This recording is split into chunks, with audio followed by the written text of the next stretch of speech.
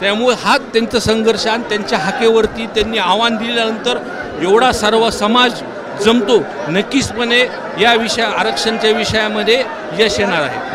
हाच अनुभव तुमचा पण होता, मात्र तुम्ही दादांसोबत दगडफेक कुणी केली हे अजून किंवा त्याच्या मागं कोण होतं हे अजून पोलिसांनी सांगितलेलं नाही। त्यामुळं निश्चितपणानं आंदोलक त्याच्यामध्ये नव्हते हे स्पष्ट आहे आणि हा समाजाच्या आरक्षणाचा प्रश्न आहे। त्यामुळं आम्ही दादांच्या सोबत आहोत। दादांनी जेव्हा पण आम्हाला आदेश दिले तर आम्ही रस्त्यावरती उतरतो आणि ते जे सांगतील, जे आव्हान करतील त्या पद्धतीने आम्ही करणार।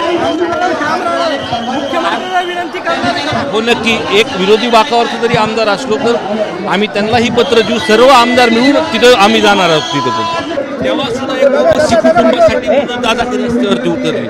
त्यामुळे हा त्यांचा संघर्ष आणि त्यांच्या हाकेवरती त्यांनी आव्हान दिल्यानंतर एवढा सर्व समाज जमतो, नक्कीचपणे या आरक्षणच्या विषयामध्ये यश येणार आहे।